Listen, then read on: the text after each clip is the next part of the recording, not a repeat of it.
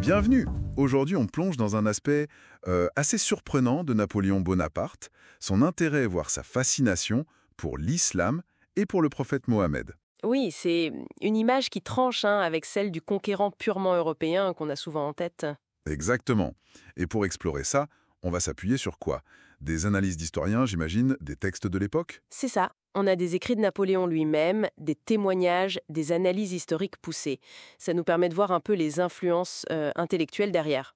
Les Lumières, par exemple? Oui, tout à fait. Il faut le replacer dans ce contexte. Voltaire, Rousseau, certains penseurs des Lumières voyaient l'islam comme un monothéisme, disons, plus épuré, plus rationnel.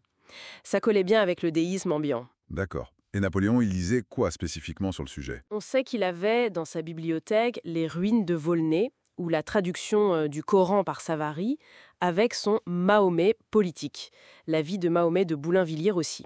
Le Coran était même dans sa bibliothèque de campagne en Égypte. Ah oui, quand même. Et ce qui est frappant, c'est sa vision de Mahomet. Pas tant le prophète mystique, mais plutôt le génie politique et militaire. Un genre de César oriental. C'est un peu ça l'idée. Exactement.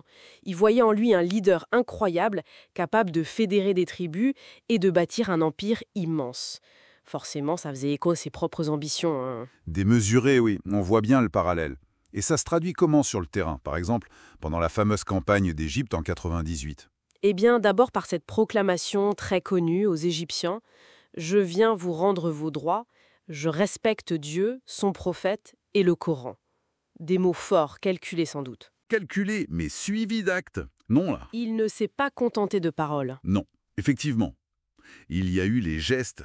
Porter des vêtements locaux, participer aux fêtes musulmanes comme celle du Nil ou l'anniversaire du prophète. On l'a même surnommé Ali Bonaparte. Ali Bonaparte. Et militairement, il donnait des ordres précis. Très précis. Respecter les chefs religieux musulmans comme on respecterait des évêques ou des rabbins, et interdiction absolue du viol sous peine de mort. C'était clair. Même après la révolte du Caire, il y a eu une certaine retenue envers les religieux. Oui, une clémence relative envers les oulémas qui contrastait avec la dureté envers les insurgés armés. Mais tout ça, justement... Soulève la question. Stratégie pure ou y avait-il une part de conviction ou au moins de respect sincère? C'est toute l'ambiguïté. Est-ce que c'est juste de la politique habile pour s'assurer le soutien local ou est-ce que ça cache une admiration plus profonde? Difficile à dire. Certains évoquent même son idée, peut-être juste une idée en l'air, d'un régime basé sur le Coran. Et puis, il y a cet épisode incroyable, ou en tout cas très débattu, la Shahada, la profession de foi musulmane qu'il aurait prononcée. Oui, juste avant la bataille terrestre à Daboukir, en 1799.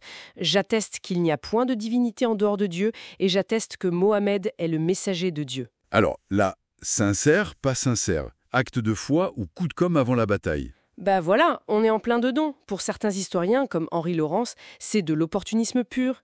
Il se serait même posé un peu en Mahdi, ce guide attendu pour asseoir son pouvoir. D'accord, la thèse de la manipulation politique. C'est ça. Ziad El-Marsafi parle aussi d'un usage très calculé du savoir orientaliste pour dominer. Mais d'autres, comme John Toland, Oui, pensent qu'il y avait une admiration réelle pour Mohammed en tant que législateur et bâtisseur d'État. Ça correspondait à son propre idéal du grand homme. donc les avis sont vraiment partagés. Et Napoléon lui-même, plus tard, il en dit quoi? À Sainte-Hélène, par exemple. Ah, les confidences de Sainte-Hélène sont intéressantes. Il réaffirme son admiration.